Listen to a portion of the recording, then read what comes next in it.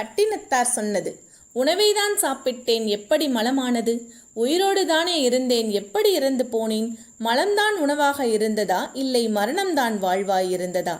இன்னும் இழுத்து கொண்டிருக்கிறான், செத்து தொலையவில்லையே என்று மனைவியும் சுற்றமும் பேசிய போது என்னை 100 ஆண்டு வாழ்க என வாழ்த்தியது நினைவுக்கு வந்தது. இதுவரை எனது கோடாரியால் நான் எனது வேரையல்லவா வெட்டி இருக்கிறேன். நான் விரும்பியவை எல்லாம் என்னை வெறுத்து கொண்டிருக்கின்றன. இளமையாய் இருக்கும் போதே முதுமையை பழகியிருக்க வேண்டும். அறுசுவை உணவை தேடி தேடி உண்ணும் போதே அது மலமாகும் என்று உணர்ந்திருந்தால் அடுத்தவர் உணவை நாம் பறித்திருக்க மாட்டோம். அனைவருக்கும் பயன்பட வேண்டிய பொன்பொருளை ஒரு திருடனை போல பதுக்கி இருக்க மாட்டோம். காலம் கடந்த ஞானம், பாயும் நோயும் தவிர யார் துணை வரப்போகிறார்கள்? இறந்தாலும் எனக்காக யார் அழப்போகிறார்கள்? பிணமான பின் இந்த மாளிகையும் பணமும் எனதென்று நான் சொந்தம் கொண்டாடவா முடியும்? சந்தனத்தால் மணந்த உடல் என்றாலும் இறந்தால் மணக்கவா போகிறது? கண்ணே மணியே என்று கொஞ்சிய தாயும் என் உயிரே என்று சொன்ன மனைவியும் பிணமான பின் உடன் வரவா போகிறார்கள்?